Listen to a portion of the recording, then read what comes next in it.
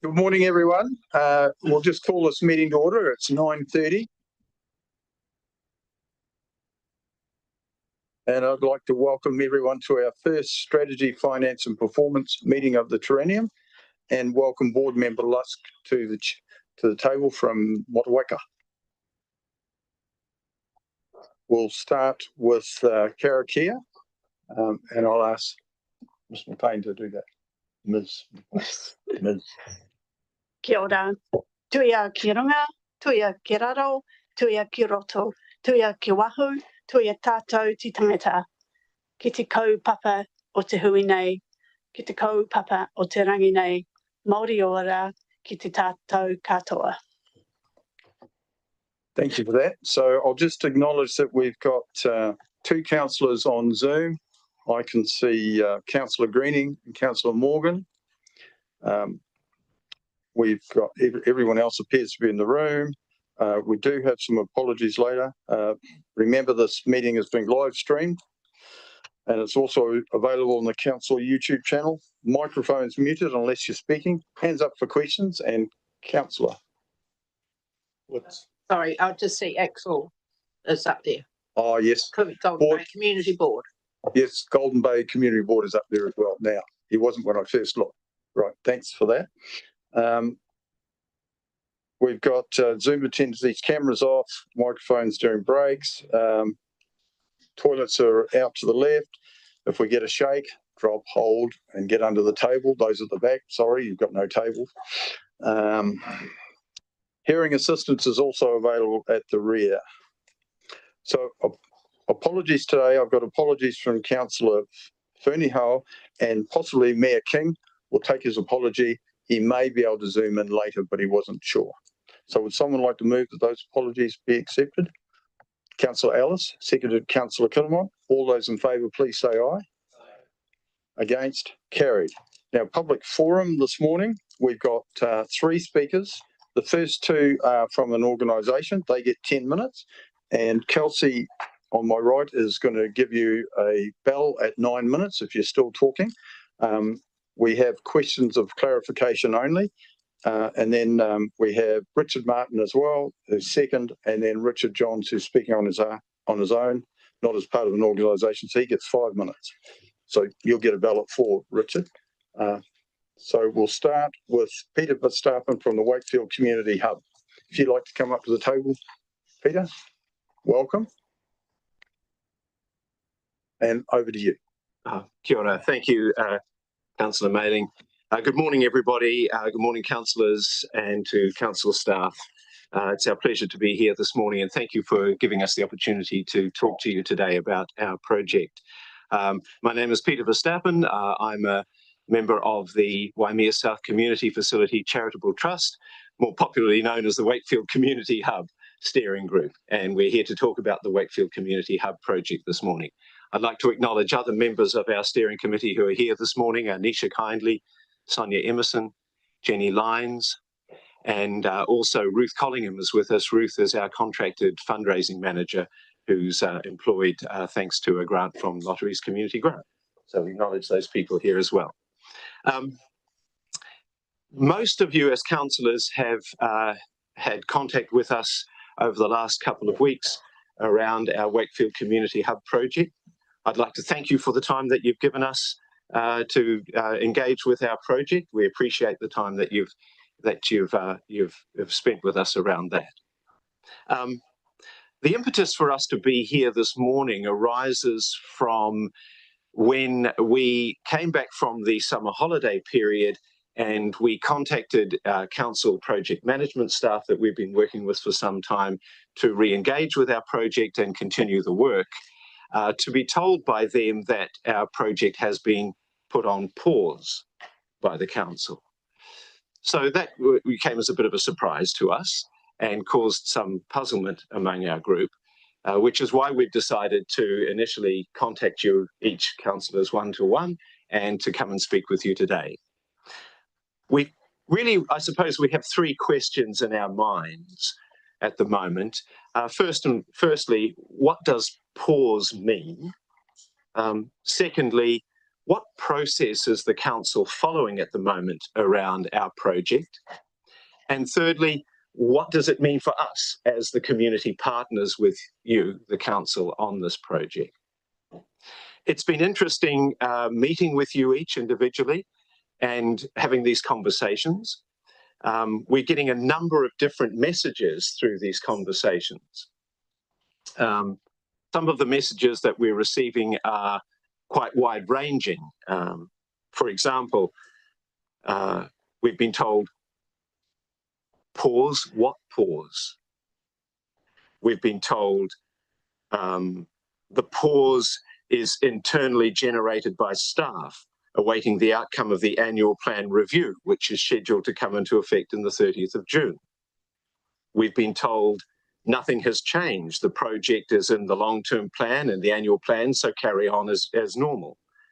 We've been told the council's financial position is diabolical, so we have to review all spending. We've been told there are a lot of individual community assets with high operational costs. Where possible, these should be hubbed for cost sharing. We've been told the funds earmarked for building the hub are no longer available, specifically the Reserve Financial Contribution Funds. We've been told the operational costs for all these facilities are a major concern to council. We've been told, I support the hub project, but we have to tighten our belts. We've been told, I totally support the hub project. Community facilities are must-haves, not nice-to-haves. We've been told all projects are effectively starting again with a clean slate. With such a wide range of responses coming from you as councillors, we're still unsure about where our project sits just at the moment. So we would like some clarification from you, if possible, on those three questions we're asking. What does pause mean? What process is the council following? And what does it mean for us as the community partners to that project? We're also appear to be getting mixed messages, not just from amongst yourselves as a group, but between yourselves and the council staff. So clearly there's some not being quite on the same page there, which leaves us in an uncertain position. I'd like to take a couple of minutes just to respond to some of the points that have come up in our conversations with you over the last couple of weeks. Funding obviously is very much top of the mind, and we appreciate that the council finds itself in a challenging position financially. We're not ignorant of that, and we're not unsympathetic to the challenges that you face around the council table. You are well aware, I'm sure, of the funding model that's proposed for our project. But to make it clear, we have a project budget at the moment of $11.28 million for this Wakefield Community Hub. At the moment, in the long-term plan, 6.6 million of that is to come from RFCs, 2.5 million from community fundraising, and the remaining 2 million odd from a rates-based loan. The RFCs that are available, or we believe are available, are clearly earmarked for this use, and the following speaker will talk more about that. We've had quite a lot of conversations with you around the operational costs, the ongoing costs of community facilities and of this facility in particular. And again, we're not immune to the realities of that, and we understand the challenges that are faced by council in supporting community facilities. Let me say that we have done a lot of work over the last 5 years as we've been developing this project in consideration of its ability to pay for itself going forward. And we're fortunate to have some very good examples in this district of community facilities that have got that formula working quite well. So within the design of the project that we're proposing, we've got some really strong revenue generating streams. We propose to have a community gym. We're taking the Moutere Hills Centre as our model. Their 500 gym memberships generated last year 50% of their operational costs. We've got a performing arts function built into our facility. This stems from our partnership with the Wakefield Country Players, which I think I would say without a doubt would be the strongest community theatre group in the Tasman district, which generates quite a lot of income through its shows. So we're proposing a centre that is not a performing arts centre. We're not talking about glitz and glam, but it will have a multifunction room where consideration has been given to good acoustics. It will be wired for lighting and sound and technically set up for performing arts. It will have modular staging and modular curtaining. And we would see that as being a revenue generating stream just beyond Country Players, as being a public performance facility for Tasman District to attract other performing shows. We've got the other usual strands of income earning capacity that you would expect through functions, parties, small conferences, meetings, that kind of thing. Most importantly, we propose a centre that will be highly activated. The worst thing you can do is build a centre and keep the door locked. So we would propose a governance and management model that has this centre open during business hours and warm and inviting and having the capacity to earn its keep. So we've given a lot of thought to that. We've also given quite a lot of thought to developing a strong business case for this, and that's work we continue to do, and we will be eager to do in partnership with the council. Another point that has been raised in our conversations with you is this idea of waiting on an annual plan review. And again, we would like to know a little bit more information about what process you're following here at the moment that impacts upon our ability to continue working on this project right now. What need exists for council not to continue with the current annual plan, for example, if that's what you're proposing, is to suspend that in some way or halt spending on that? What process does or should or must council follow to deviate from the current approved annual plan? I just want to come now to the impact on our work that the idea, even the mention of a pause means. It introduces uncertainty for us. So we have two main streams of work that we've been pursuing with this project for quite some time now. One is the design process and one is fundraising. We know we've got a mountain to climb to raise $2.5 million out of our community, but we're not frightened of that. And we've got a good strategic plan. We've got Ruth in place who's driving that forward with us. When you start to talk about pausing projects, then immediately there's that little question of uncertainty comes into it. So we can't now go with the same confidence to sponsors and donors to say, come and support our project if we don't feel that you, our council partners, are solidly behind it. We've already put off one event, a major sponsors launch event that we had planned for last week because of the uncertainty that's been created by this. Funders need certainty, and we wish to have that in partnership with you. The other part of our work that gets pushed back with uncertainty is the whole RFPs thing. So I'm aware of the bell, so I'll just finish by saying that you have in us community partners who are capable, willing, and eager to get on with the job. We have a project that is deserving and worthwhile. We are ringed by communities that have functioning, fit-for-purpose community facilities. There's a hole in the middle of the district. It's Wakefield. We've got a clapped-out old village hall. We think we deserve and need a better community centre for our thriving community. Thank you for your time. Quickest 10 minutes of my life. Thank you, Peter. Your message is very clear. Now I'll just ask, well, we don't have any time for questions of clarification because we've gone beyond 10 minutes. I'll just ask Richard Martin to come up to the table. Richard, you've been here before. Again, 10 minutes, you'll get a bell at 9. Over to you. My name is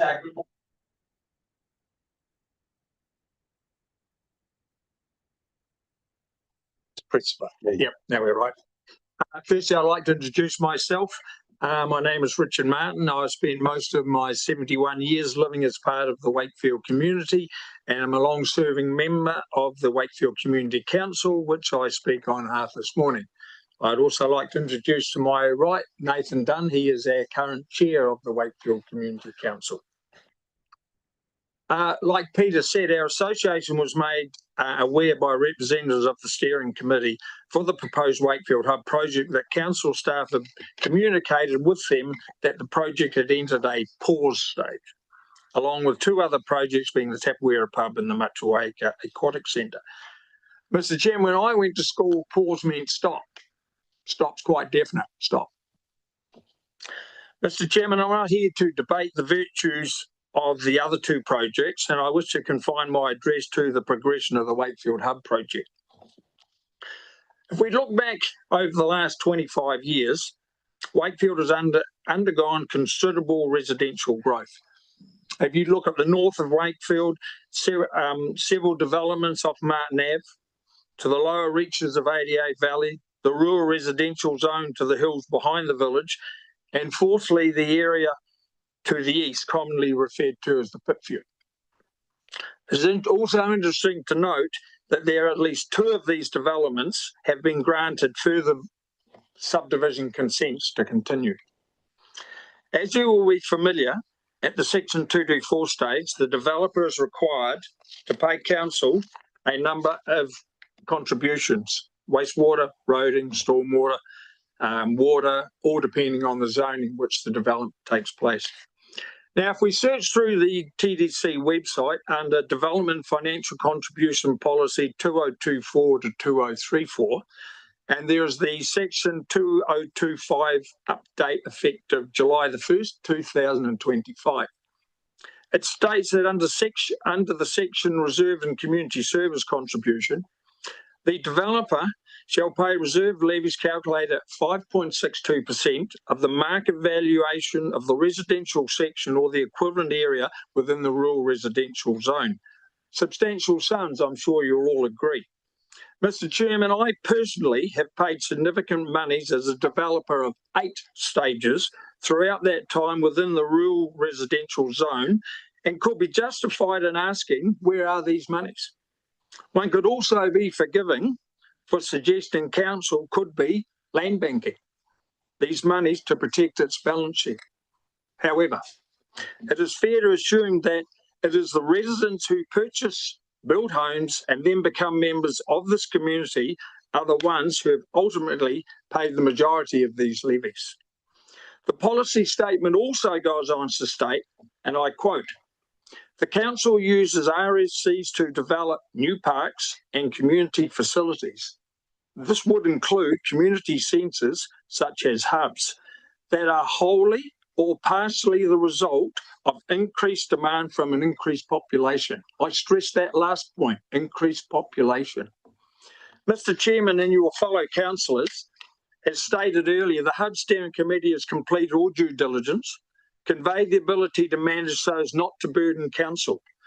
The residents of Wakefield have paid the monies, met the criteria, yet we've been told the project is in a pause mode.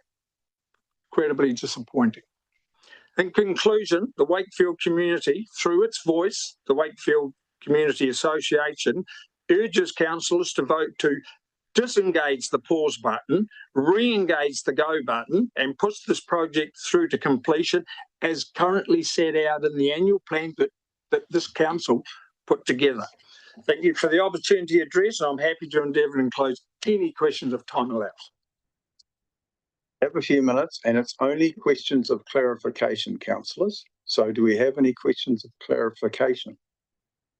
Councillor Murray, Deputy Mayor. Thank you, Mr. Chair. So just to be clear, on behalf of the Wakefield community, currently you're feeling let down by council. Very much so. Thank you.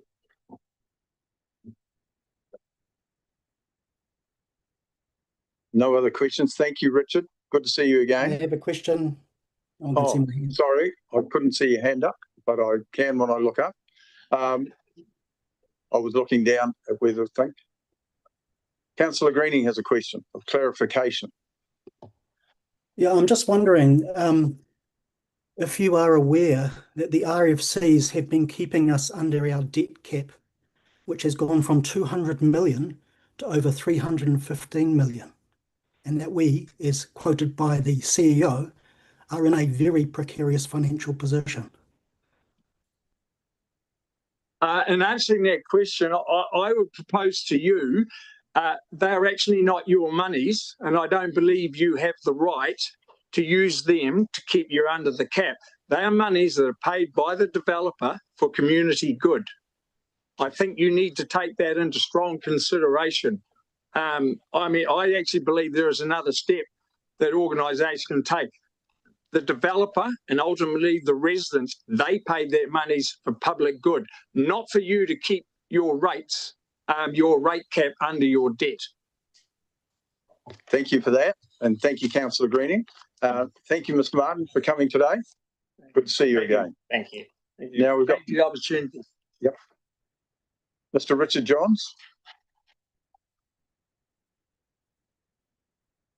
Yeah, two Richards. Yes, two Richards today.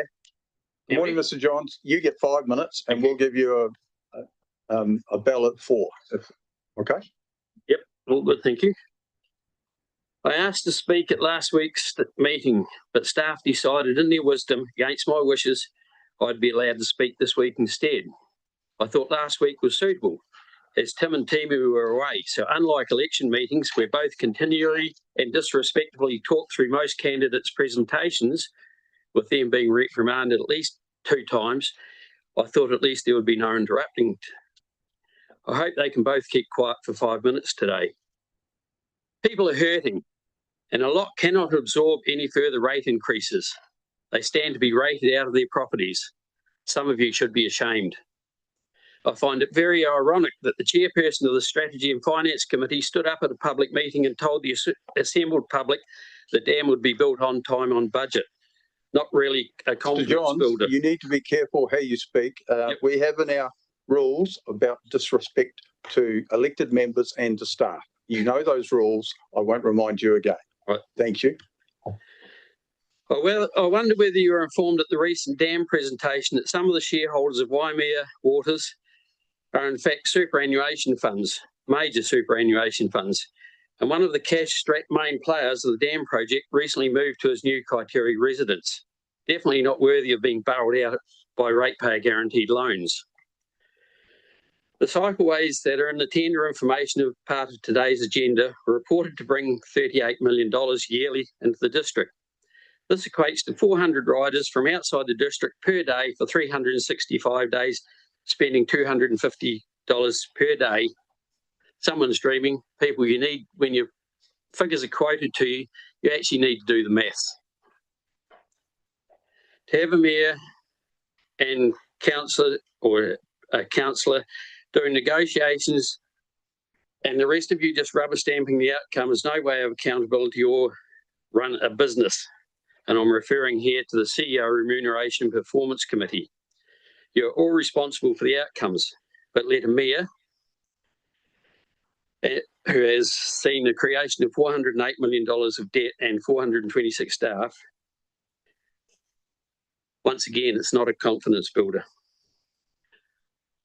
Timu put on a post last night that we're in for a 20% cumulative rate increase in the next 2 years, and there's nothing you can do about it because you can't change the annual plan you've been told or the 10-year plan. Isn't it time that you actually took control of that remuneration and performance, the CEO's committee, as councillors, so that when a situation comes like this, you can actually go around as a group of councillors and say, we want this changed. It's in the best interest of ratepayers. Come on, change it. Rather than just leaving it up to 2 or 3 people to go along and decide what they're going to say. You have the majority to be able to change this and change the direction of council, debt and bureaucrats. Where has anything happened that will lift productivity, competency or accountability or reduce costs? Why does TDC have a vehicle with large letters saying enforcement officer rather than resolution officer and dog control officers dressed like SWAT teams? How has our council descended into this? Is this the legacy that those of you that care want to promote and entrench? I see the Vanity Bridge has acquired extras already, and I guess the 12 million is now at the $15 million plus. Until you take control of the CEO committee, very little will change. The Wellington wastewater situation should be a wake-up call, reinforced by flooding due to council inactivity twice in 1 year in Little River, my old hometown. You have a collapsed sewage pond at Bells Island, Motu Acres new sewage system needing upgrade, a major water upgrade in Murchison, major river maintenance, and you fail to see any way forward. Take control of the CEO committee and push changes to the way council operate. It is time for you to stand up, time for you to take control of the council rather than being pushed around. Thank you. No time for clarification. 5 minutes is up. Thank you, Mr. Johns. We will now move on. Right, I'll just call for declarations of interest for today's meeting. Any declarations of interest?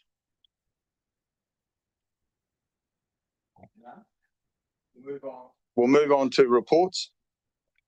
The first report is my chair's report, which I'll take as read. We just need to acknowledge that Ngāti Kuia have lodged its new iwi environmental management plan. And I can't pronounce the name of it because I'll say I'll be disrespecting it. Kanohi. Karerera. Yeah. So this is their second plan. They acknowledged their first plan, lodged their first plan with us in 2007. And this is an amendment. We will have a workshop about this later on. We just have to acknowledge and accept it. So any questions in relation to my chair's report?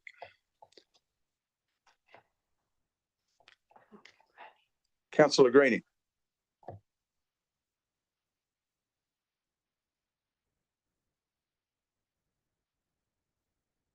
You're on mute, Councillor Greening. Given this is the first strategy meeting of the year and the terms of reference have kind of settled, I just want to get clarity around whether we're going to continue with no decisions in the main agenda reports, because I thought that's what the information forum was for. No, we will have decisions, and if you have... No, there's no decisions in the main agenda. There are 3 items with no decisions in them. Yeah, but there are certainly decisions. If you let me reply, there are certainly decisions in the confidential agenda, but the CEO is going to give you a comment as I see. CEO. Kia ora, Councillor Greening. We had quite a big discussion around the reports that would come to this committee. To me, decisions, yes, absolutely, come here. But these papers are governance papers. So regardless of whether you make decisions, to me, they're important to governance rather than sitting in an information session. So that you can turn your minds to the finances, the capital program, and obviously our enterprise activities. So that was the reason why these reports are coming here. But the ones that are going to information forum are also governance papers. Could you please give me an example of that? We had a report in the last, in fact, we had several reports in the information forum on air quality, which was meeting regulatory standards, blah, blah, blah, no decisions required. This is doing the same thing, but with finance. I don't see the difference. To the chair, given the importance of finance, not saying anything else is important, but considering the importance of finance, I believe that these reports should be coming to this committee. I think we should take this offline if you're not in agreement to that. Well, I just thought, I hear what you're saying, but I just thought we had agreed at the very start in terms of reference that the information forum is for non-decision papers and only decisions will be coming to the committees. So I'm seeing a little bit of difference to what we agreed on in the terms of reference discussion. So I'm just pointing that out. Through the chair, it's not that black and white. So the information comes to the information forum. We are working our way through that. Maybe the equality one should have gone to the environmental committee. But yes, I know there's lots of governance and stuff that comes to you in the information forum. But to me, and having experience on boards, is that the most important thing is this organisation is to have good oversight of the finances, and I believe that should be in a committee of this nature. And this is only our first meeting, Councillor Greening. Let's give us a bit of time. I'm Okay. just All right. just pointing it out, and we were explained that it will Yeah. only be when it's regulatory I hear your required concern. for We're reports gonna to move come to on. this committee that we would see non-decision reports. I hear your concern, but we're going to move on. Thank you. So, would someone like to move my report be accepted? Move Councillor Ellis, seconded Councillor Butler. All those in favour, please say aye. Against? Carried. And we'll now move on to the financial report. Paul and Matt are coming together.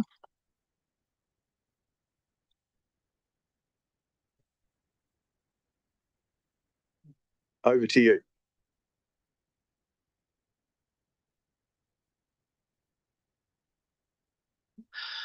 Kia ora koutou councillors. This is a financial report for 6 months, 1 July 2025 through to 31 December 2025. I'll talk on some key points in the report, then we'll be happy to take questions. First point I want to talk about is an update on the weather event related expenditure. At 31 December, this was 23.3 million. Work is continuing on those projects in that area. Just one point in there I'd like to note is that there was $9 million in NZTA funding, so an area where they're funding recovery work at 81% of our expenditure, which we've been advised of. We have recognised it as income, but we are unable to claim that at the moment. It's coming. So that means there's $9 million of cash at that point, which we had not received for that we had outlaid. So that's weather event expenditure. Net debt, this had increased to $289 million at 31 December. And yeah, as I indicate, this debt is impacted by the weather event. There is the $9 million of NZTA funding, which has been advised and confirmed and recognised in the financials, but not yet received in cash, which is lifting it. And there's an additional $5 million of insurance recovery that we've been advised of as a progress payment, but we have not yet received. So those two figures by themselves will be impacting net debt. Right, and on to capital expenditure. My last point here, just noting that that's at $25.5 million year to date.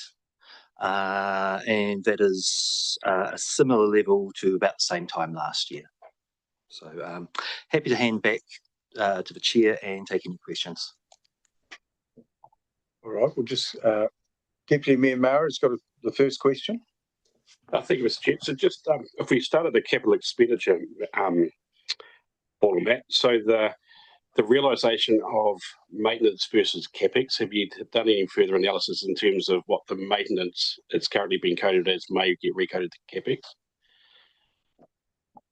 Through the chair, is that in terms of the emergency work? Yeah, 5.2, yeah. We, at this stage, we're aware that because of the nature of the work and the coding, there could be situations where staff have coded it incorrectly, and we need to ensure it's in the right bucket for year end, for audit, etc.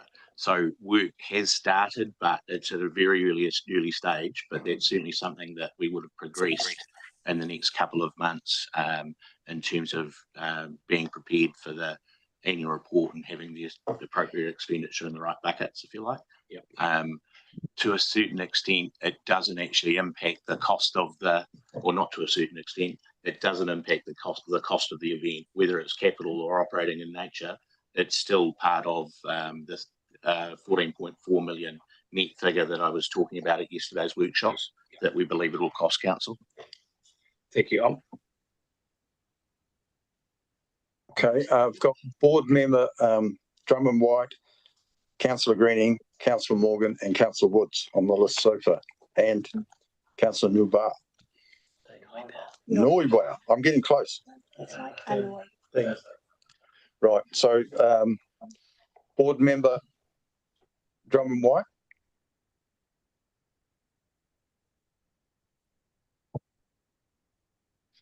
Sorry, are you addressing me, Councillor Melling?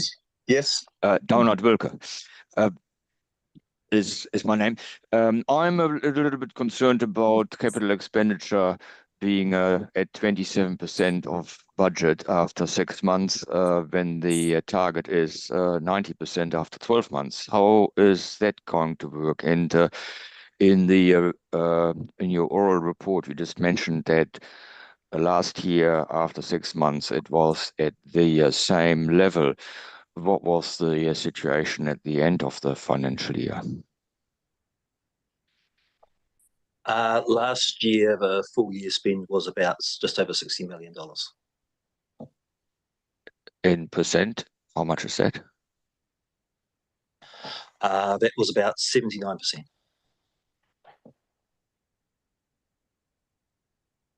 Okay. Councillor Green, you had a question? Yeah, a question, maybe just some observations as well. So I suppose my first question is really around what's the net or what's the debt cap for December 2025 at the moment? Through you, Mr. Chair. And the net debt cap at the end of June is 300 million.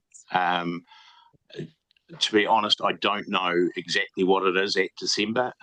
We tend to do it at year end rather than during the month. I would have to turn my mind to working out the actual 160% at December, but that's certainly something I can have a look at, Councillor. Fantastic.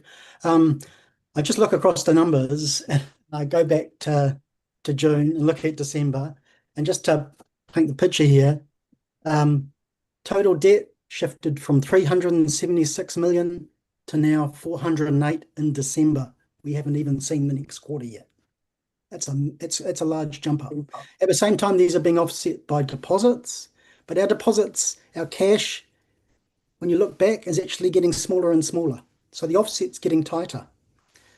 The pass-through lending over these 3 quarters has stabilized. And really, what's keeping us afloat is our cash deposits. We're now at 289 million in December. God knows what it is now. And in June, it was 271 million. You know, an extra 20 million. You keep going back through these numbers, the trajectory just keeps going. This is the concern I've got, is our debt keeps going up. We are not controlling our spending. And the debt trajectory is just going up, big time. And I know that maybe some people in the community haven't quite wrapped their heads around how we deal with our financials and the caps that we impose on ourselves. But this is the discussion we need to have in the LTP, because the offsets that we're getting, and you look at the forestry cash that's coming in, it's all getting tight. What's going to blow is the debt, unless you start to squeeze the costs. Have you got a question here, Councillor? Well, that was my question, and that was my observation. Through you, Mr. Chair, that I suppose I didn't quite get the question. Certainly the 289 million, as we've already Paul spoke to, $15 million of that is expenditure or revenue we expect to get from our insurance and NZTA soon. So certainly it's in an inflated position than it would otherwise be. But that's the nature of both NZTA and insurers in terms of giving us the dollars that they've committed to. Yeah, my question was I thought there was a timing issue, and that's what Paul actually said. We'll move on. Councillor Morgan. Good morning, all. My first question is, and I've got a couple, is I've been here since October last year and looking at the organisation and potentially, especially our financial reporting. In my view, the process and system we run is inadequate to have an informed councillor team unless we get to monthly reporting. I don't have a true sense. I understand at the big picture what we're spending per week. But the question is, does management or its current system, is it adequate to deliver monthly reporting financially? It's the first question. Through the chair, yes. I mean, this committee meets four weekly. So essentially, we're bringing back a monthly report each meeting for the remainder of this financial year. The nature of a 4 weekly cycle versus an accounting month-end cycle is slightly at odds, which means I think on one of those meetings we actually won't have different data per se. I would note though that our financial system is an older system and it is somewhat laborious to get results out. We have a close off, as you could imagine, after month end, where we do month end journals, if you like. From there, we prepare these particular reports. Obviously, we're on today's the 19th of February. You're looking at December results, so that's some 7 weeks, which is not timely reporting. Obviously, Christmas happened, or January happened, so that did impact it a little bit. But certainly, the reports going forward should be more timely in terms of getting to this committee. Okay, that's we've got the fact that we can improve the reporting and we actually can deliver. So that's great. My next question and comment is also around the debt. We haven't had audit and risk yet, so there's a number of technical questions financially that need to be asked. And one was we discussed before around the developers' contributions. They're not in a cash form, and presumably they've gone into the financial system and been absorbed by reducing debt. And the other aspect of the debt, which I'm not sure if we report, is contractual arrangements where council has a liability to pay and whether they're actually flowing into our debt numbers because we're contracted to meet those obligations. So I'm not sure that our debt is fully reported, for want of a better word. Can you comment, please? Through the chair, certainly we have commitments, we have agreements in place where we're obligated to make payments, etc. At year end, we have a commitment schedule that sort of outlines at a point in time. So certainly those commitments don't impact our net debt per se, the figure in front of you today, given that that's literally a cash number as at, so it represents a point in time in terms of our debt position. It doesn't take into account anything else that we may have been committed to. To do that work again would require some thought, but we certainly do have the ability to look at committed expenditure and to see how that would impact on debt. In saying that, the counter to that is we will also have known cash flows that will also impact that net debt. So it becomes a series of assumptions to try to forecast out a net debt position, which essentially is what we do in the annual plan and our dynamic net debt cap. Thank you. My last question is around the weather event. And we've been told it's, well, your numbers is around about 16 million we're going to have to carry at the moment. What I'm concerned about is you're saying that the debt increase has been as a consequence of the weather event. If that's the case, I'm concerned that we haven't completed the budgeted work in the current AP because our internal and external resources were used on the weather event, and therefore we didn't invest in, the current year's program. So can you comment on that, please? Are we, in other words, the financial reporting should tell us whether our outputs we've planned to achieve, where we're on track or not. And it's not clear to me. This is an area that has to improve so we simply can understand what's happening.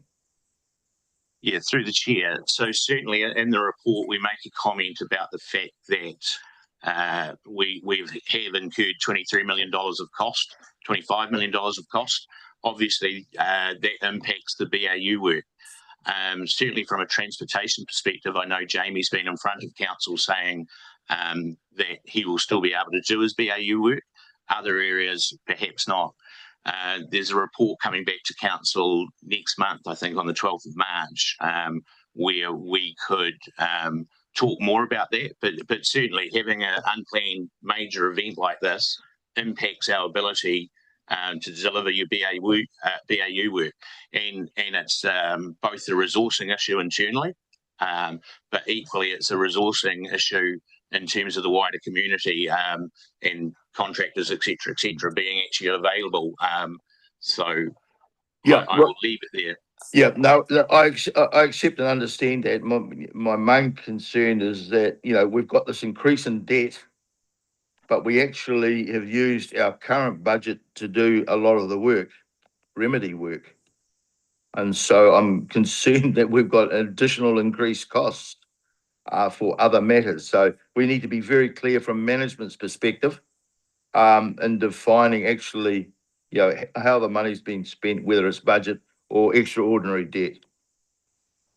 Yep, and that will be covered in different reports. Right, we'll move on to Councillor Woods is next.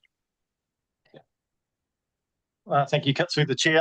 I've got a similar question to Paul, actually, and it goes around the capital expenditure. I see budgeted of 95 million and 25 million spent in the capital budget.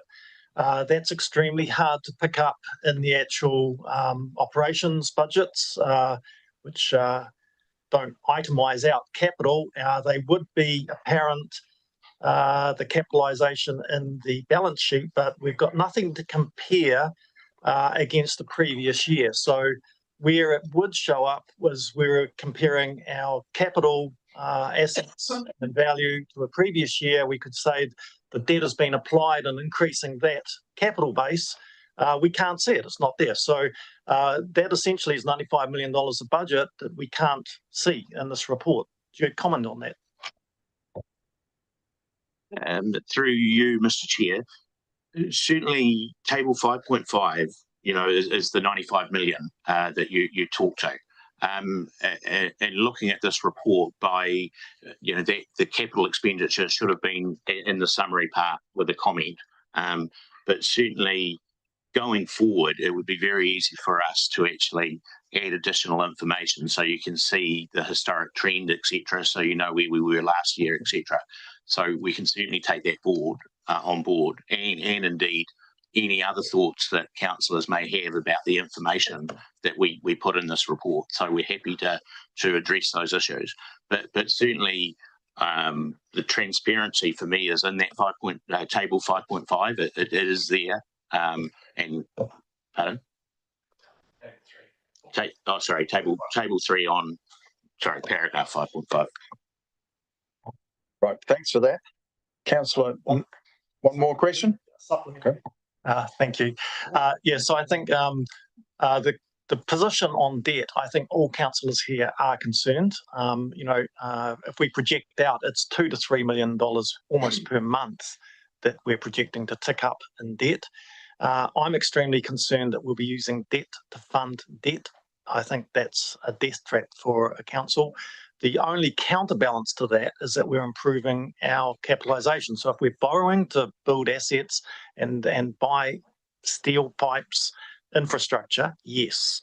If we're borrowing to fund operational expense that we should be using through our annual budget, it's a big no. So, and it's difficult to discern from this report what we're actually doing in that space.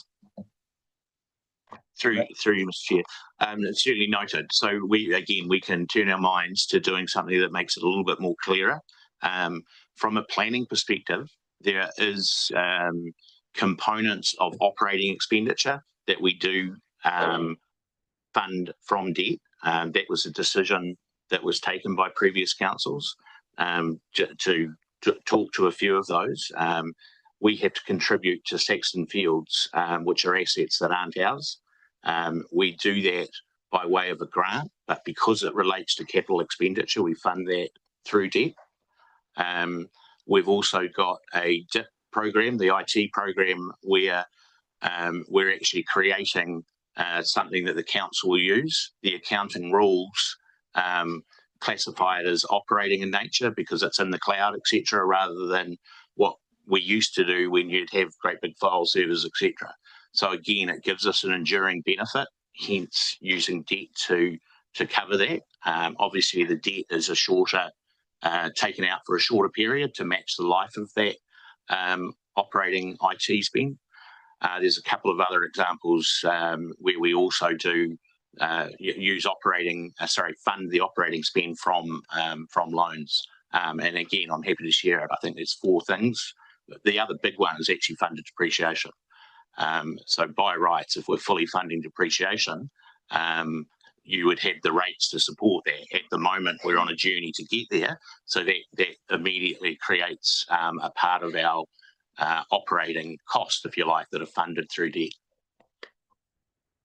Thank you for that. Councillor Newboy. I nearly got it right. Oh no, that was way off. Yeah, That was way off. That was on Nick Smith's level.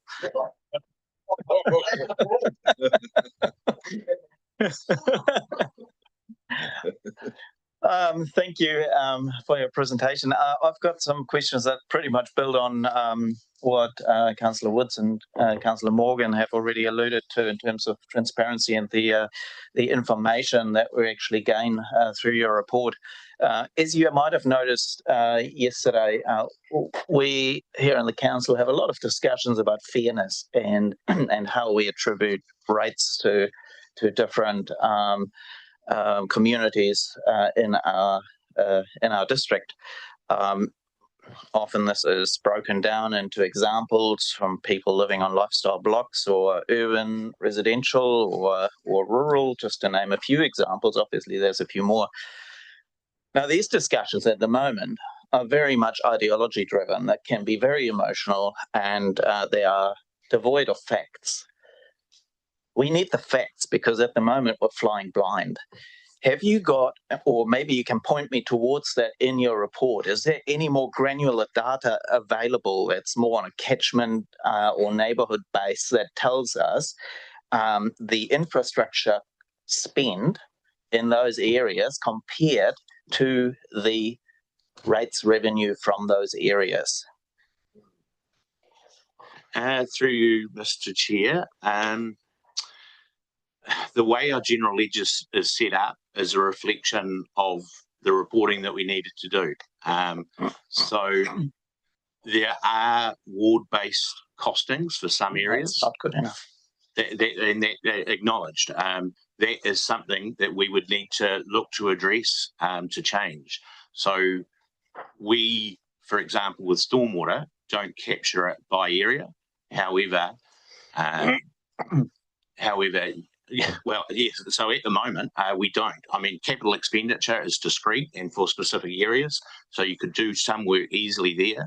But if you were trying to actually ascertain the spend in terms of stormwater maintenance by area, it would be more problematic and we'd need to actually do something to the structure of the general ledger to capture that cost to answer those sort of questions. Can I suggest that this is fundamental information that we need as a council, because otherwise we are flying blind. We don't understand the performance of our neighbourhoods. We don't understand in a planning sense what we're investing in. We don't know whether the investment that we're making into infrastructure is actually going to increase our the rates burden in the future, or whether it's actually going to lower it. We need that data in order to make the right decisions. Well, that's your view. Stormwater is a club, and it's in urban zones, so you need to understand that as well. But I'm sure you will in time. We'll move on. Yeah, we'll move on. And Neubauer, is that closer? No, Neubauer. I'm getting better. Councillor McNamara, you're next. Thank you, Mr. Chair. Unfortunately, I wasn't able to ask Mr. Johns if he felt disappointed or, in our financial management and the current state of our financial affairs, but it is disappointing to me that we have members of the community come in here and then questioning on what basis we're pausing things, for example, and we have an annual plan and a long-term plan and all the rest of it. But in this report here, we've got $23 million here, and we've got another 1.5 million down there of unbudgeted spend, stuff that wasn't known at the time that the previous plan was drawn up. And I don't think it's hard to point people to the fact that significant natural events may cause a reset. We may need to pause some items while we fit into the budget recovery work. So to me, it is disappointing that they're in that position of not understanding that, and it hasn't been well communicated to them. So I think that's an area that perhaps we could look to improve on. Yeah, I'll leave it. I don't think I got a question there, but that's all right. Councillor Ellis. Thank you, through you, Chair. Thanks for the report. We talk money and debt, it's always depressing. Can I just get some clarification around the funds that are coming from NZTA and NEMA? We're still waiting for that to come in, and so we're debt funding it in the meantime. Can you please explain what's happening with the interest costs? I'm guessing, well, we got some information yesterday, but could you please explain what happens with those interest costs in the meantime? And do we have some idea of when that may be coming through, by the end of the financial year? And if it doesn't come through by the end of the financial year, what impact that may have? Through the chair, certainly at the moment, yes, we wear the interest cost, and I would suggest it'll be very difficult for us to claim that back from NZTA or the insurers. Certainly, TO or NZTA operate a system called TO where you lodge your claims. They have yet to make that open to us. So I saw yet another email this morning about that it's coming, but at the moment it is taking a long time. So we wear it. We are having discussions with both those organisations. As I understand it, NEMA are not even at a point where they're talking about giving us dollars. It's actually Aon who has the $5 million that they're going to make. So I would imagine that one would be sooner. Again, in that March report, I'll look to provide some more information about the insurance side of things, and the timing of that is probably something I could do to bring you up to speed. It's an extremely slow process, and while we spend the money and pay our suppliers, that they're not as prompt. Thank you. So I've got some people with second questions, but I'll go with Councillor Walker, who hasn't had a question, and then I'll be looking for a mover, and then I've got Councillor Greening and Councillor Woods who are having a second bite. Thank you, through you, Chair. I'm just piggybacking off what Councillor Ellis said. In light of all our recent events that have been catastrophic up north and down south, these events continue to happen. What assurance do we have that the communications that we've had from those two funders / our insurance, it's not insurance, that we're still going to get that money? Because if you reflect on what we went through in June, July, then you look at Mount Maunganui. So the impact that we had sustained June, July 2025, and the big picture is pretty much nothing compared to, not undermining it because I still live in a community that's really hurting, so don't get me wrong, but you look at what Mount Maunganui is going through, and I'm sitting here listening this morning to saying that, the claim hasn't been lodged as yet for whatever reason, and I might have misinterpreted that. Right, so do we have an assurance we'll get that payment? And I've just heard that some of it may not come in the fact of money, but other, resources. Do we sit at a risk level of not getting it at all? Because, we're months down the track, we're months covering the interest, we're seeing these figures, and albeit they're Decembers and not current, they're not pretty. Through the chair. Yes, I mean, it is difficult. I think on the 12th of March, we've got an insurance person who actually deals with the insurances. So I suppose I'm not as close to it as I could be, but will endeavour to get that input into the 12th of March. At the end of the day, NZTA, I think, is real, and that's certainly a commitment they've made around the 81%, the 91%. So that will happen. It's timing, and again, perhaps there's an escalation point that might be needed to actually get that. And Jamie may have already done that. The insurance and NEMA are a different beast. I really don't know as much about it, especially Aon being a commercial outfit. And if any of you have had an insurance claim in a personal nature, nothing happens quickly. So it's no different, and it's certainly a whole lot more complicated with big claims. So again, I probably can't give you assurances, but we've certainly got our assets insured, and they've committed to 5 million. Exactly what that commitment of 5 million looks like is something that I'll uncover in the coming weeks and get in front of you on the 12th of March. So I can't give you assurances, unfortunately. Thanks. Paul? Through the chair, and just to add a little bit more in terms of the NZTA, I know that the transportation manager is actively chasing NZTA,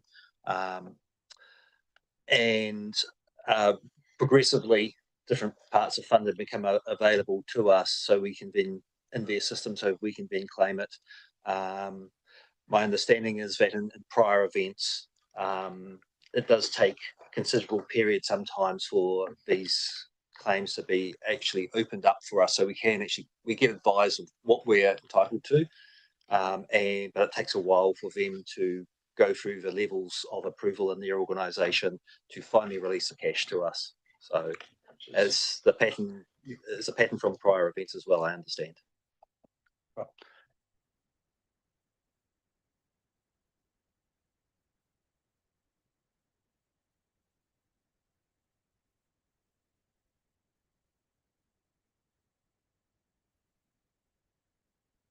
Microphone, can't hear.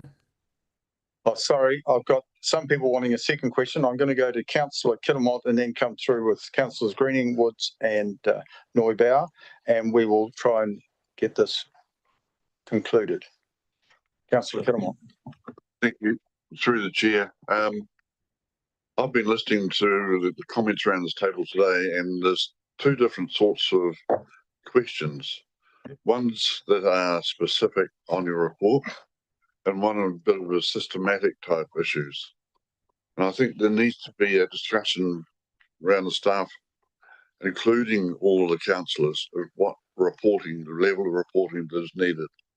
I don't think we can keep on going asking for the same old questions time and time again. So I'd like the staff to consider what they're presenting to us, how they're presenting it to us, and does it fit the needs of the councillors? That's my question. That's not a question, that's a statement, and I'm sure the staff have heard it. Sorry, Mr. Chairman, that is a question. Everybody said? Yep. So it's been heard by the manager, okay? Councillor Green? Thanks. One question that slipped past me in the heat of my earlier discussion was 4.5 fees and charges. We're at 54% of the way through, and we're $1 million ahead of budget. So my question is, are we on track to secure that $1 million by the end? Will it even be $2 million by the end, given we yesterday had a discussion where we were trying to find 1.4 million extra in fees and charges? Through the chair, being ahead at this point, there is an element of seasonality in some of our charges that go through. So there are a number of annual charges that get processed. So with those, certainly we may receive most of the revenue at a certain point of the year upfront, and then our costs related to that come through for the rest of the year. There is also forestry as well. There's seasonality in some of the activities at, say, Port Tarakoe, for example, with when mussels are harvested.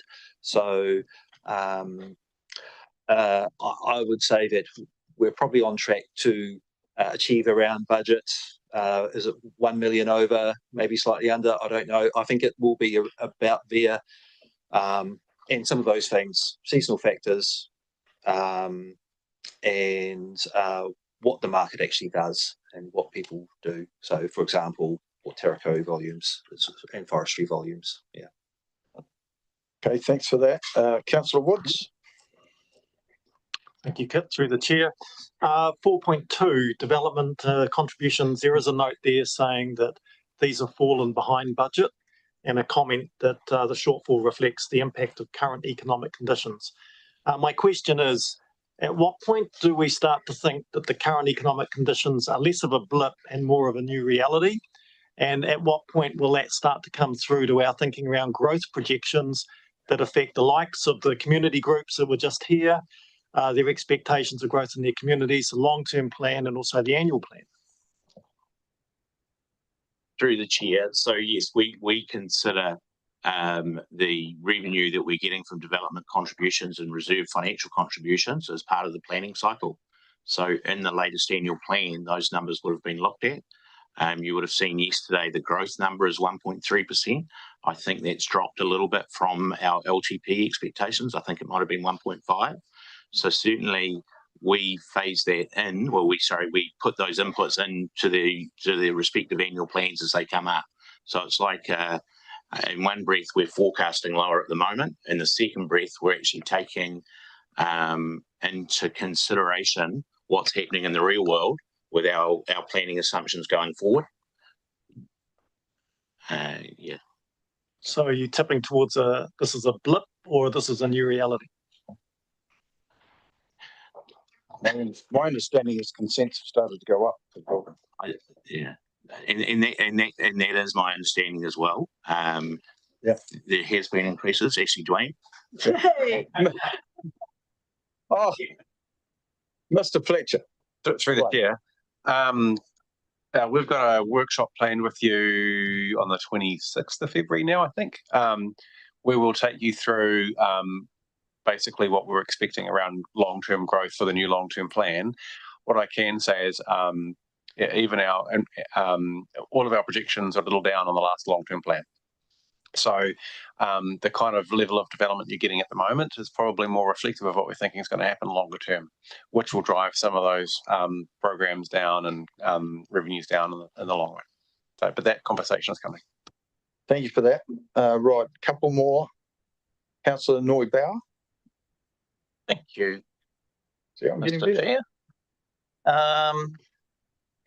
Look, I want to emphasise the point that Councillor Kinnermont actually has just made before that. A number of councillors have actually questioned the systematic structure of the reporting. And I want to get some clarity on how do we move forward with this? Do you actually need a council resolution in order to move forward on this, or is that something that you can do internally? I'll get the manager to reply to that rather than Matt. Yeah, I just want clarity on the question again. A number of councillors have asked questions and expressed their dissatisfaction with the systematic structure of the reporting, including myself. And my question is, how do we move forward on this? How do we change this? How do we get better information in front of the council? Through your chair, and you know this is one of my pet discussions is around, I guess, the systems that we're working with, and I don't want to be quoted as it's all about the finance system. There's actually a whole lot of stuff around the ways of working and the data and insights that we want to be able to present. There is a modern finance project that we're kicking off this year, which will talk to about how we get those data and insights. There is a paper coming through on the 26th of March, I think, talking about scientific information and data and how we get better insights. So one of our larger strategic goals around how do we give better insights as opposed to just numbers in a spreadsheet? What are the questions that you want to ask the data? So I'm writing notes down on every single types of questions that you're asking, because that will help us inform how do we structure these reports to give you that forward-thinking insight as opposed to retrospective. What we've got today is what we've had in the last, I guess, 3 years. You've been seeing them, councillors, for the last 3 years. So what we've got today is a bunch of reports. I'm really keen to understand how can we shift some of the kōrero inside this documentation to give you better insights. So I'm writing notes as you talk about what are the things you're asking for. We do have a modern finance project. I'm reluctant to bring forward any spend on an FMYE system because that is a spend profile that you might not be interested in. So we're trying to work out what can we use with the data that we've got. Know that it takes a long time to turn some of those cogs.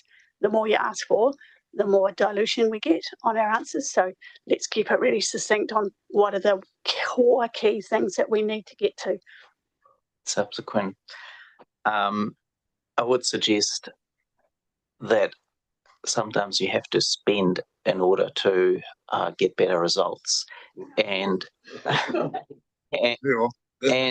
and I would be very interested taking the temperature in the room here on getting better reporting, because as many councillors have pointed out at the moment, we're flying blind at the moment and our financial situation isn't looking great, and I would suggest that those two are linked. Yeah, well, that's always a matter of opinion. Look, I've got Councillor Butler next, and I'm hoping she's going to move receipt of this report, and then Councillor Morgan's got a question. Maybe he'll second it. So, Councillor Butler first. Thank you, It's your through you, first. Chair. Yes, I am willing to move the report. So my question is going back to debt, the issue of debt, and we have had articulated to us a strategy that debt is the right way to pay for a spending which is going to actually benefit future generations. So are we still working under that that strategy?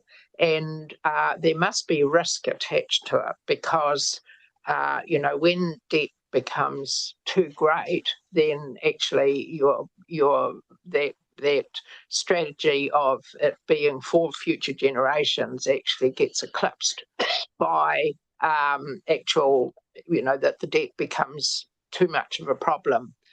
But we don't ever get that comment in our capital expenditure report, about whether or not things are being debt funded for, because they seem to be for future generations, particularly maybe facilities and infrastructure, that type of thing.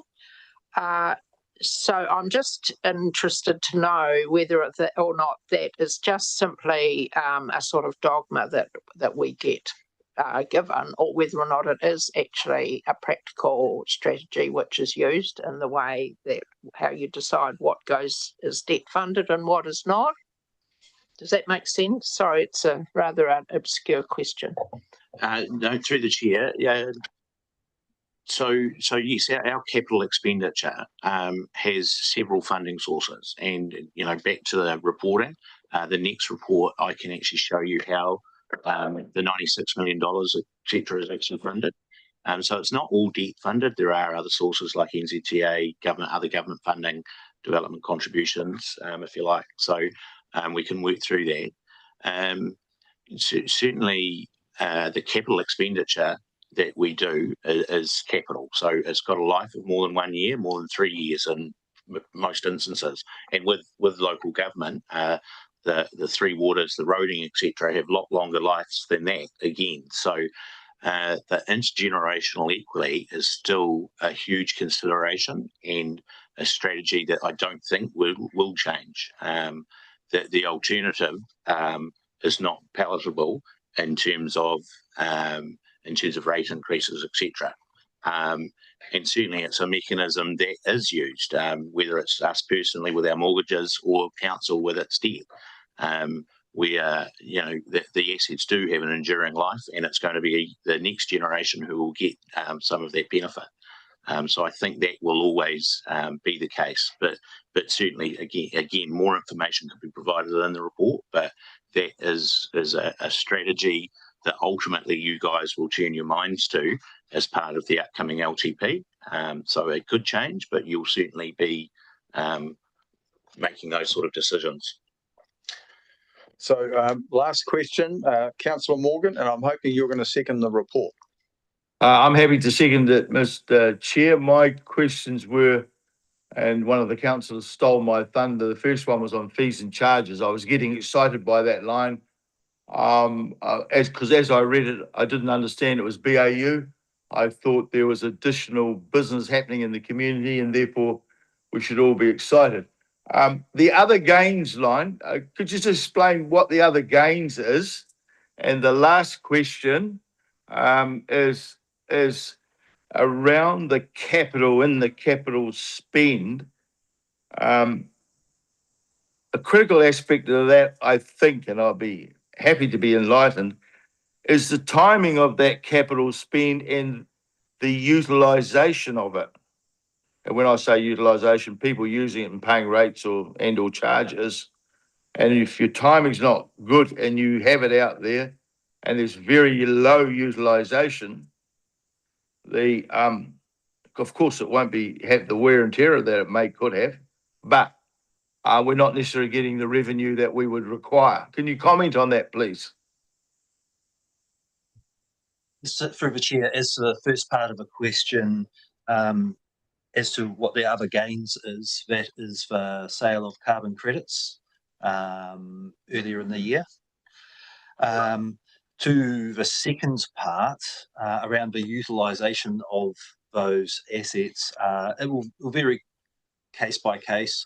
There's a couple of scenarios. There's the renewal scenario where you're replacing and possibly upgrading an existing asset. So there's a component of renewal where you replace it and it's immediately fully utilised to that point, but there may be some growth provided in there.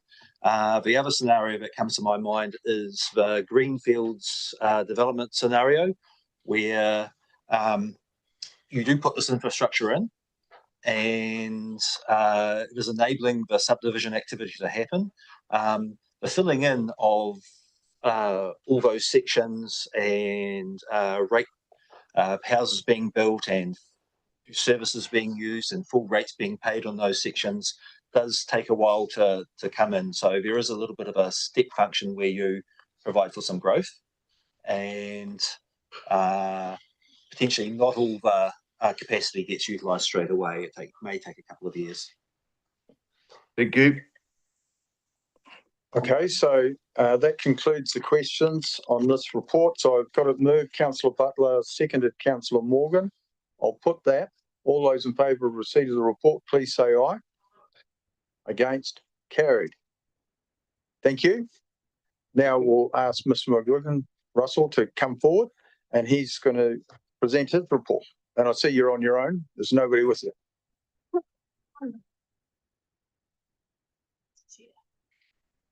And after this report, we'll break for morning tea to move into confidential so that we do it. Okay? Over to you, Russell. Morning all, through Chair. Thank you for this opportunity to present the first time to this new committee. I'm responsible for our capital works program across the council and mainly for the Three Waters in particular. And we have quite an ambitious program this year. It's larger than normal. There are some questions of why we're about 30% through the program when we're halfway through the year. A key reason for that is due to land, particularly for growth projects. Most of the times when we put growth projects in, we have to get land ownership or access. That usually takes between 5 and 18 months. And we need to address some of that in our planning stage of allowing more time to get the land available to put our infrastructure in place. We have a great record of producing things in construction. Our construction program works very well. Example is the bridge down here in Lower Queen Street. We're on schedule. It's $12 million spent in total. We don't have any disputes with the contractor. It's running well. And that's our current biggest project. So it'll finish on time and be a very important asset because it frees up the drainage for berry fields and future development within the Richmond area. They also enhance access to the Great Taste Trail and provide safe cycling under the bridge most times. Not in flood times, but most times. And it's a complex project with lots of infrastructure that had to be moved. And it's going well. We've got a big tank on the hill up here, Hill Street, on track, on time, good relations, no surprises, no big variations. So our delivery record is really good, but planning for growth and getting enough time in our long-term plan for the investigation stage could be better, and we know that. And we're looking at how to get a better pipeline of land we need. When we go for growth, we don't have the land between tanks in the hill for water and people's taps. Example, we're 4 million underspent in Rebels Valley, in that we had 5 kilometres of pipe to go from the water source to people's homes, and it takes a while to get land across a 5 kilometre stretch. It goes through private land, goes through NZTA corridors, etc. But we know that, and we're just going to have a bit more longer lead time in for those growth ones. Renewals are easy because it's in land we already have. Growth is their challenge in terms of getting it finished within the scheduled time and the phasing in the long-term plan. I'm happy to take questions in general on the program. You'll see that the report has things in programs and projects. There's a good reason for that. We have programs which have a number of like projects lumped together. So we have oversight with one person responsible for program work. We get more efficiencies with how the projects get delivered, and it's easier to plan. It also makes it easier for councils to see tranches of projects that may well relate to the various districts you are responsible for. Well, I'll start with the questions, and I haven't asked one today so far. So, Russell, I used to sit on the former tenders panel, and at times when contractors were really busy, we sometimes didn't get a lot of tenders when you were putting out for projects. And in the last year, I saw that change. So are you seeing that change going forward? Well, it's quite competitive. It's quite competitive. As an example, we've just tendered one for the Wakefield one, the Rebels Valley I was talking about.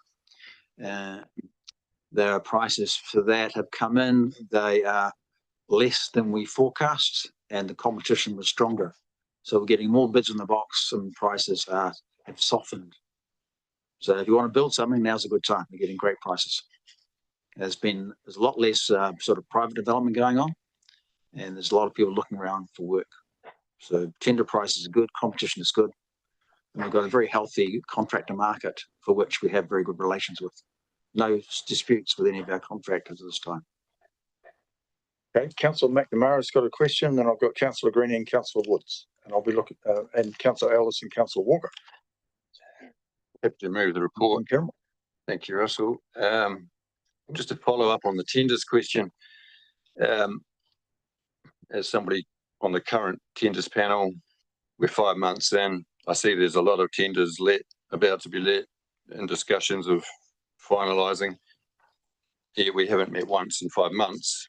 I'm just wondering what the point of the tenders panel. Question, the current tender panel has changed. It used to be for contracts over 500,000 to go to the councillor tender panel. That has been changed to 6 million. Most of our projects aren't over 6 million. We only have a few big ones, such as the bridge or Tank on a Hill, but the majority are in that range of probably 2 to 4 million is 80% of our projects. Yeah. And I think as somebody appointed to the tenders panel, I was certainly not aware that the majority of our contracts were no longer going through the tenders panel. And I would like to know how we can reassess that situation. It's not a question I can answer. No. It was a council decision last term. That none of these tenders would go through the tenders panel? No. It was about a cap. So it was, if it was in and I'm going from memory here, so it might be better for the CEO, but my understanding is that if it's in the annual plan for that year and it was under a certain level, it didn't have to go before the tenders panel. It could be signed off. It still goes through a process, but the tenders panel don't have to come together. So that's a council resolution. And how far away is a review of the CEO delegation that subvents all these tenders going through a tenders panel? I think it's a procedural matter. You'd have to do a notice of motion. Yeah. Yeah. If you want to change a decision of council, it will be a notice of motion, council. And I'm just seeking advice from the government's team, and they're nodding. So if you want to change it, you have to do a notice of motion because it's a council decision. Expect one to proceed. Just in terms of the Great Taste Trail reroutes, where's the funding for that coming from? That's mainly in our roading area. We are getting some funds due to flood damage. And the rest has to come from its own existing budgets. Do we have kind of a percentage of how much is externally funded and how much we're? I don't have the information on the funding stream for the Great Taste Trail. It's not something I'm currently doing. Okay. That'd be a question for Mr. McPherson. 1702 reserves program. $6.3 million. I'm just curious, what is that program? Reserves, as in the facilities. Reserves program initiation, green, 6.3 million. January 2025 update. This program is being set up and yet to be formalised while the brief is being written. The budget is a current estimate only.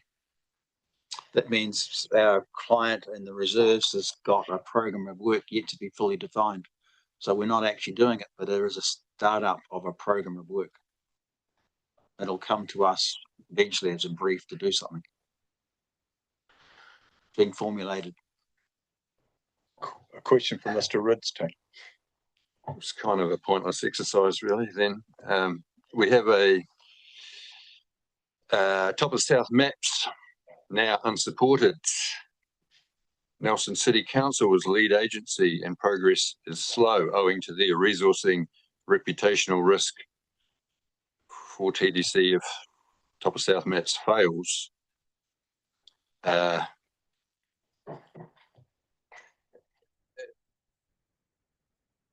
just wondering how we solve this problem. It appears to be an issue with Nelson City Council not delivering something. Yes, they are the lead in that particular project, so therefore we rely on them to progress it.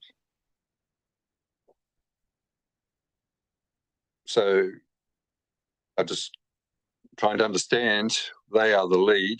What does that mean? We have a joint top of South maps with Nelson City, or? We do, to my understanding. It's not something I'm actually managing with my team. We're reporting on that, but I'm not the one who's actually managing that process. Right. So going forward, Mr. Chair, I'm kind of at a loss as to the relevance of these reports if we're unable to interrogate items on them. Your view, that's fine. We'll move on then. Councillor Greening.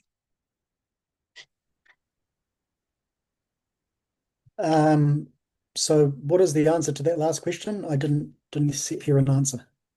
What's to do with top of the South maps, which top of the South maps. Nelson City is in charge of that project, so we can't deal with it here at the moment. It's a joint. No, Dean's question about the point of the reports if we can't interrogate them.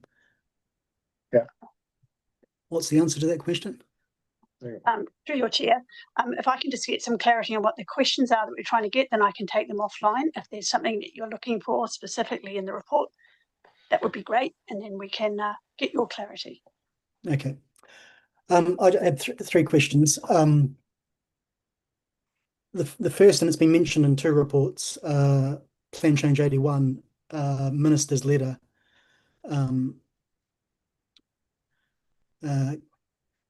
outlining some detail. Can that be circulated? It's referred to on page 7 and alluded to again on page 19.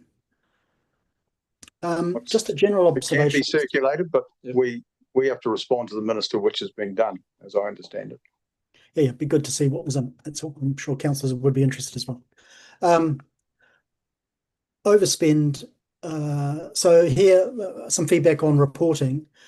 Through these reports, it's really not clear what the overspend is in these categories. So I was looking at page 21, and some of them are over budget, some of them are under budget. Be good to have a line that indicates the amount over and under, rather than just the total budget. And most of these are green, but some of them have gone over. Like I think on page 21, the net effect of that table was 40k over. So it'd be good to, again, for transparency, to have a bit more of an overview of, even if they're green, have they gone overspend, how much by, and maybe even a paragraph on what our total overspend has been in each category, or underspend, and the net effect of these projects, so we can see what's going on a little bit more closely, and then trigger us, I suppose, as governance to, if we feel inclined, to dig a little deeper or ask for a more detailed analysis of what's going on.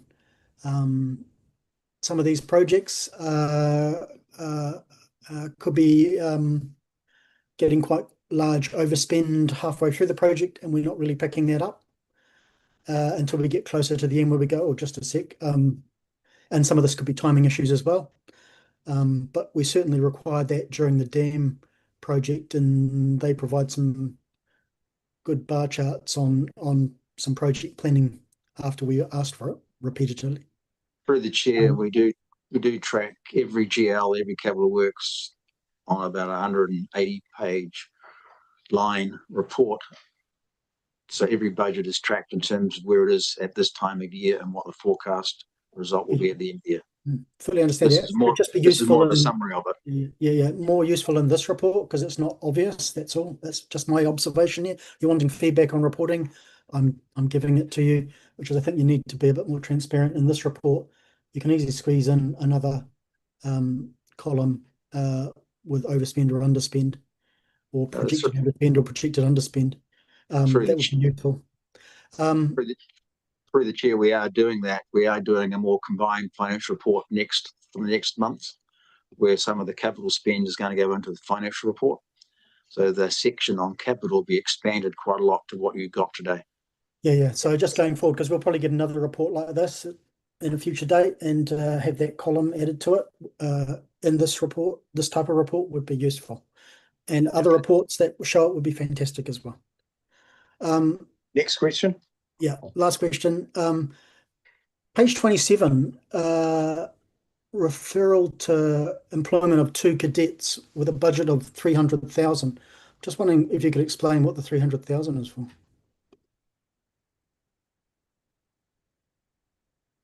At this time, I cannot. It's not something I've personally done. So I think the question was in relation to employment of cadets. So the project summary says 2 new cadets, both working well within TDC, blah, blah, blah, blah, be redeployed elsewhere. Approved budget 300,000. Now it's only spent 50% of the way through. So is that all? Is that the underspend? Do we have a surplus here? What was intended in the 300,000? You know, that would be interesting to know. I would need to find more information and get back to you. Okay, so again, you know, He'll get the information and get back to you. Yeah. And it's from Better Off Funding, I think. Cool. Thank you. I'll leave it there. Thank you. Through the chair, just going to the digital innovation program.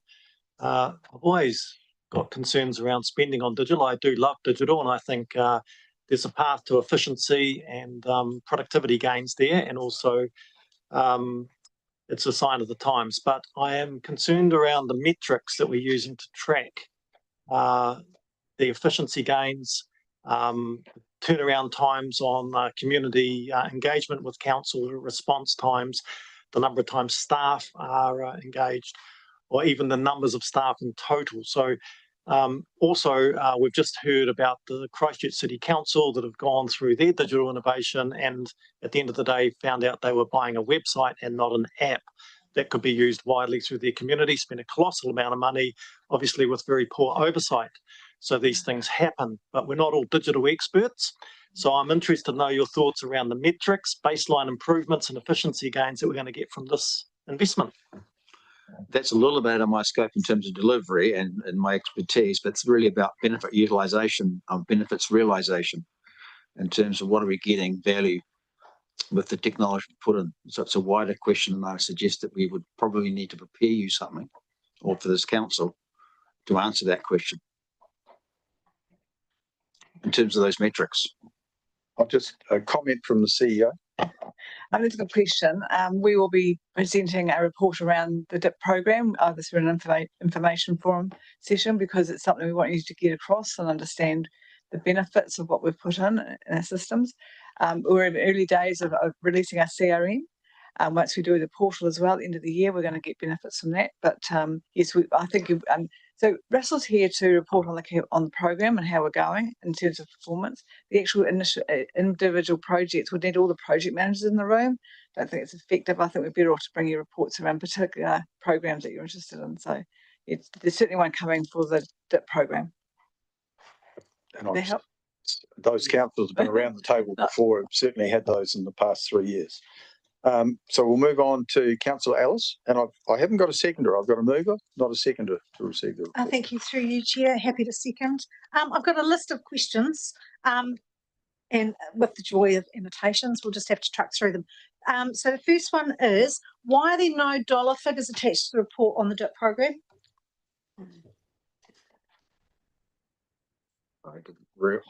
That's on page 29. Probably need to put that question to Mr. Manners. Okay, right. Well, that's one question I'd like answered. I'll still take the question and find out. Okay, thank you. I guess it's just an oversight, so it's hard to keep track of it. There are two projects, one on page 33 and 34. And thank you for the comments, because it does actually explain a bit. But what I'm confused about, on the Richmond reticulation at Gladstone Road, there's been quite a significant jump in forecast project cost for the Richmond reticulation. It's close to 2 million. Some genius put her annotations over the top of the dollar figures, so I'm going off memory. And the 88 Valley reticulation, and I appreciate the comment, rejigging that project to get it within budget. When are we going to get some idea of, especially with the Richmond reticulation, what are we going to do with that budget? Is it going to see an increase in that budget through the long-term plan, or what's going to happen with that? Because we're rephasing because of Lower Queen Street, it says in the comment, but what's going to happen with that $2 difference in budget? That we'll forecast what we think will be the likely outcome, then we may have to rephase things to stay within our means. Okay, so what I'm asking is that going to come to the long-term plan? We obviously, these are capital projects that we've decided that we need. Yes. So are you going to come back at the long-term plan point and ask for the extra 2 million, or are we going to try and include it in other budgets, or are we going to scope back the project? Do we know that yet? It'll have to be reassessed as part of the long-term plan. I just need clarification around that. Thank you. My next one, I just want to say thank you for the Richmond South Reservoir, and just want to acknowledge how that's come in with the budgets, and I really appreciated the session that you had with the community there. Pretty cool to stand inside an empty reservoir, I have to say. So thank you for that. Great project. And sorry, I have a list. Page 41. Again, with Saxton Place space, again, just want to draw attention to the fact that that is still ticking along. And I note that the contract's been awarded and the design's underway. when are we likely to see shovel in the ground? Are we looking at maybe starting close to that May 26 date, or are we going to phase it possibly through working through the summer? We're hoping to start in May. Oh, I'm so excited to hear that. There's a lot of interest in that project. There's a lot of interest in that project. Very excited about that. And I just want to check about the Richmond Crop Place project. We've had a slight increase in budget. It talked on the side, it said, but as approved for an overspend by the client. Is the TDC the client, or is there somebody else involved in that project? Okay. And is that going to come out of where we've made savings in other budgets, or is that again going to be? There's a scope increase in what we're doing, and the client says, go ahead, do it. And it's funded from other projects, which will be through savings. We can only do it because we have the money available. That's the client's choice, or the asset manager. Excellent. Thank you so much. I just wanted to clarify that. Councillor Walker. Thank you, through your chair. So I've got 3 questions. Said my computer's gone and done something. Okay, so the Motueka West Phase 1 program. So you've got project item 1182, New Rising Main, Motueka West to wastewater treatment plant. So this appeared on this report back on the 28th of June 2024. Do we get an update of where that's at with regards to the pump station, the design? That's being delayed, I guess, through the question of vesting roads.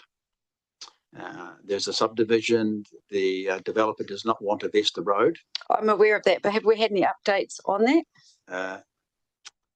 We only might have some discussions of Wakatu on the subdivision and the road. Mr. Fletcher may have some comment to add to that. I don't know that we're making progress quick though, Councillor, but we'll see. Seems not. No. I'd like an update though. Through the chair, no update on the position we updated. I think it was November last year. We let you know that basically we're at a stalemate. Wakatu are holding to their position, and we've held ours. We've got our position signed off by you. Actually, I think it might have been in December. So yeah, nothing has changed. I believe they've put their development consent on hold. It's why Russell's project isn't going any further, because they're everything basically in hiatus. The only thing I can give you an update is that we've met with NIF, National Infrastructure Funding, whatever it is, and working through whether they'll give us our money for the work that we have, for the work we've already completed. But that's a discussion on progress too. Cool. So I'm pleased that that's still got some discussion happening around it. Just before you leave the table, Mr. Fletcher, I think this isn't a concern just for this council. This is a concern right around the country with iwi land and development and non-vesting of roads. So do we know if there are other councils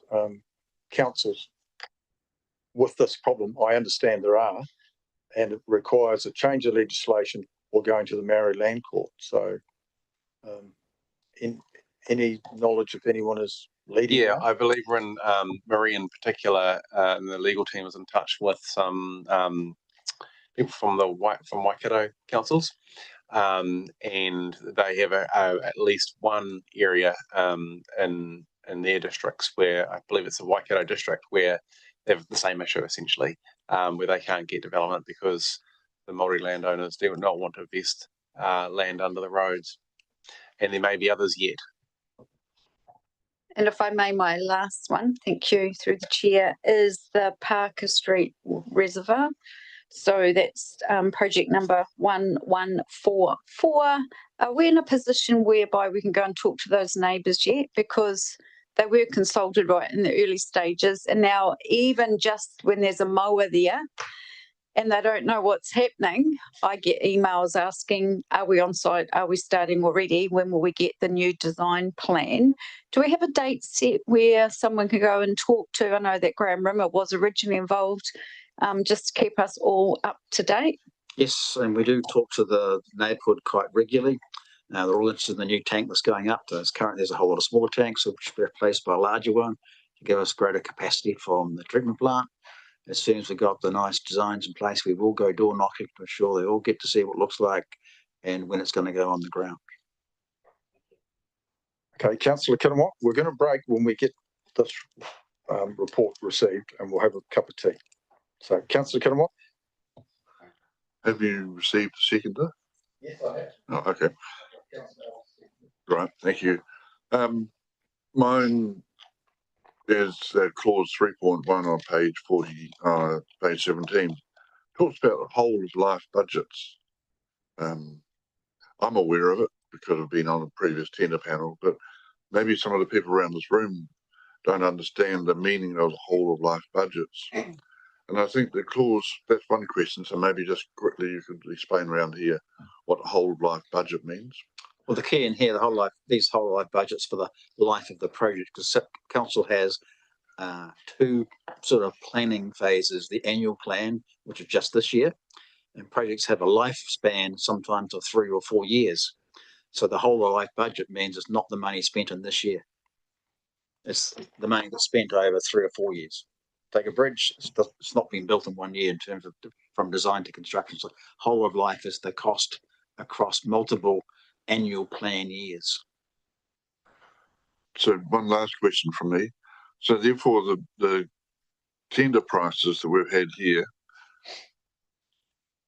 they are based over the whole of life. Yes, they are. Not just that particular where we're spending it this year. Yes. When we let a tender, the tender period often crosses our date line from one annual plan to another. So the whole of life is for the whole of the construction period. And sometimes we'll cross the date line between one annual plan year and the next. So in 1 year, it might be 4 million, the next year it might be 2. The whole of life is 6.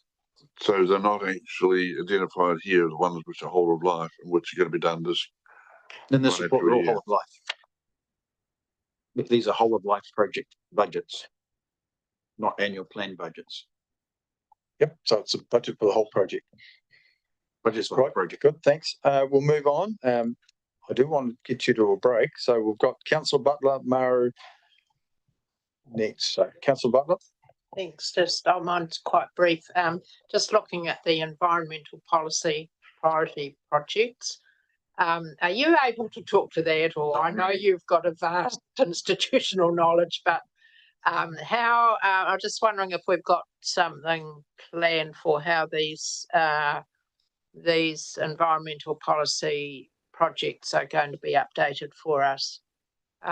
It's been, I see that for the land and fresh water plan change, which is a really huge piece of work, that it's with stakeholders. We don't know who those are, and we expected comments back from the government by the 13th of February, which I'm presuming we don't have yet.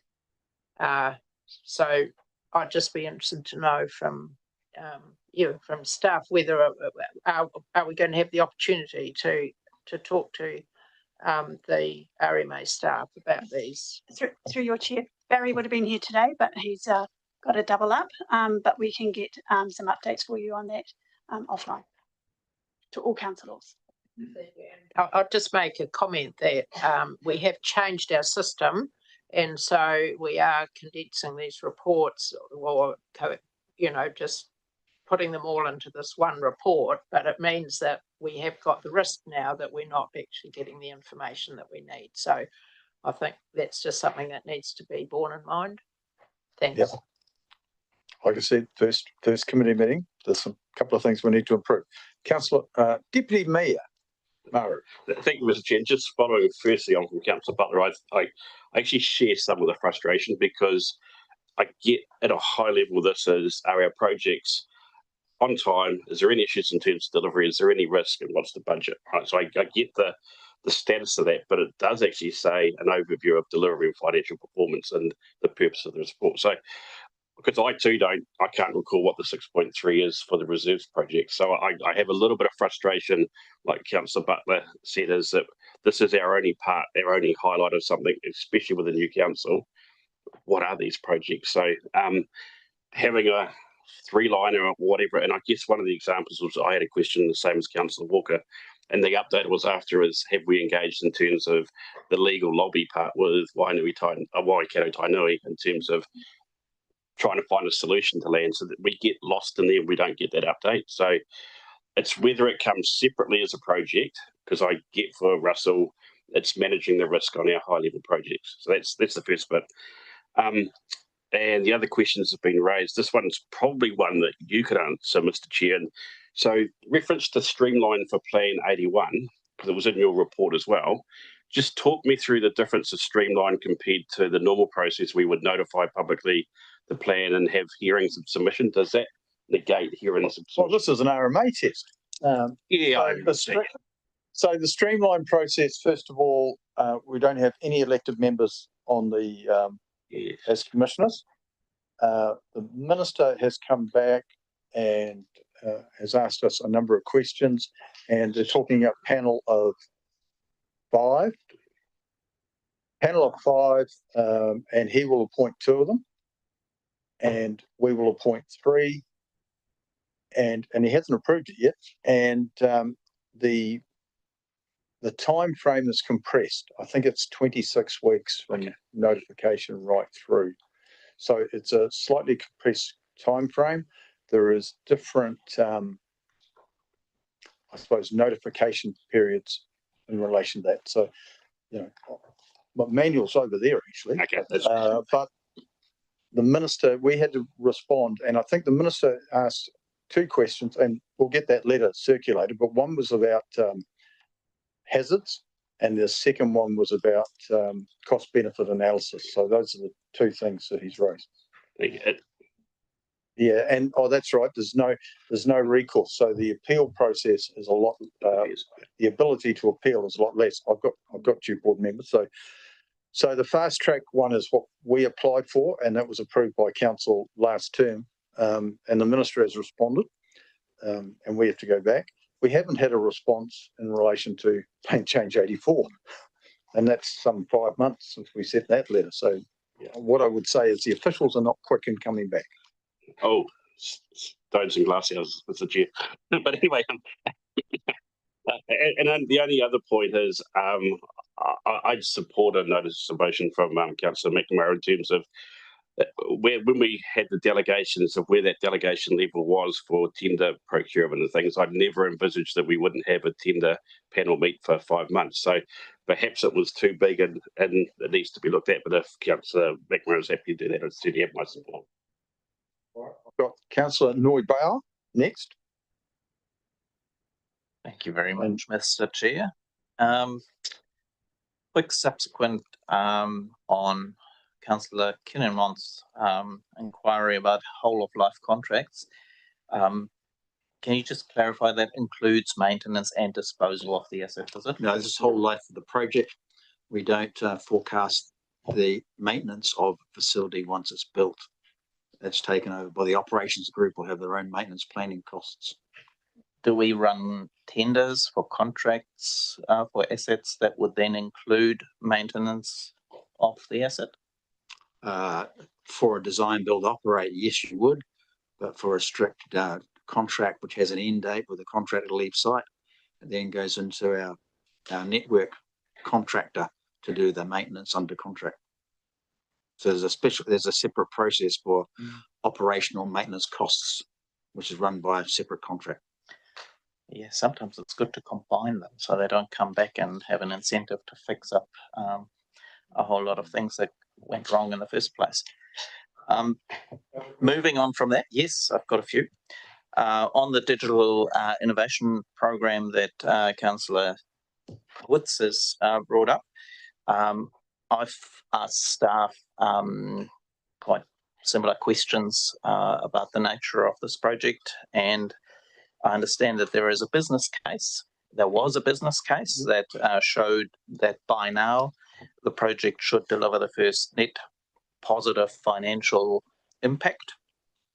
I also understand that that hasn't quite got there yet, but I would also be very interested in tracking the performance of this project against financial forecasts.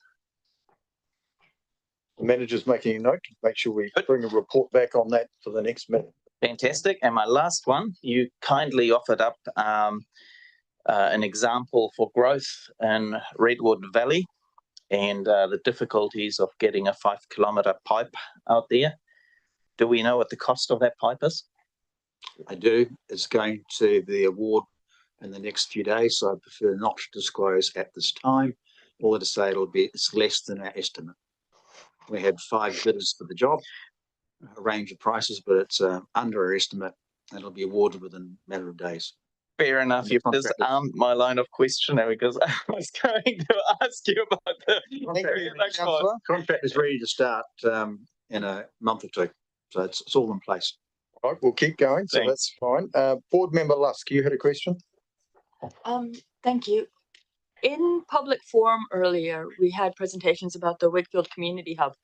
And in those, as a member of the Motueka Community Board, I'm also quite interested in the pool, obviously. But there's, in the facilities program section, you've got where quite a few programs are on pause. And the presenters from the Wakefield Community Hub, they highlighted that from the communications that they've had, that the pause concept is a bit vague. And they actually asked 3 really good questions, being what does the project pause mean in terms of definition? What's the process that the council follows in relation to that? And then what does that imply for community partners? And I thought they were really, really good questions. And I was wondering if I could kind of pop that concept over to you, because there are quite a few different facilities programs which are on pause. I can talk about the projects in terms of planning and delivery. There is a pause for funding commitments, which is not my call, so I prefer not to talk about it. I'll just get the manager to respond. Sort of. This is part of our annual plan workshops where we're making some informed decisions. So the more information that we can give into our elected members during our annual plan workshops to understand what the impact would be of pausing, deferring. So there's never been a word stop. I think we just need to be clear on that, such as pausing and deferring. What is the impact on the coming year's rates? Okay, Councillor Ellis, and this will be the last question, and then we're going to go for a cup of tea. But before we do that, we've got to move into confidential. So, Councillor Ellis. Thank you. Not a question. I just wanted to respond to Councillor McNamara's discussion regarding the $6 million delegation. Can I just have some can I just give my understanding of it, and if the CE can confirm? So that was brought in for projects that are within the long-term plan. They're not going through the tenders panel because it's going through a procurement process. It's got a new name. Yeah. And that you made a question about whether that could be reviewed. One of the recommendations that was passed was that would come back to, I believe, the Audit and Risk Committee in a year, and I think we did that in October. So that just might clarify some of those positions. But I think is that correct? CEO, is that correct? Correct. So, all right, so that concludes the questions. The report has been moved by Councillor McNamara, seconded Councillor Ellis. I'll put that. All those in favour, please say aye. Aye. Against? Carried. Now, I'll just read the next piece. So, we need to move into confidential public excluded section. The public be excluded for the following parts of the proceedings of this meeting. The general subject matter to be considered while the public is excluded. The reason for passing this resolution is in relation to each matter and the specific grounds under section 48(1) of the Local Government Official Information and Meetings Act 1987 for the passing of this resolution follows.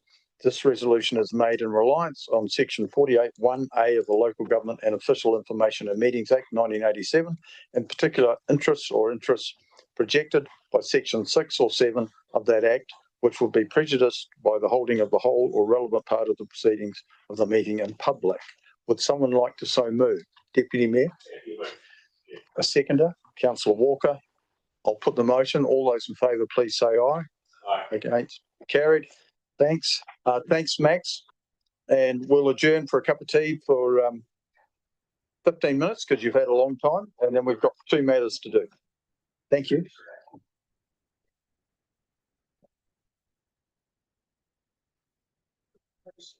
Morning.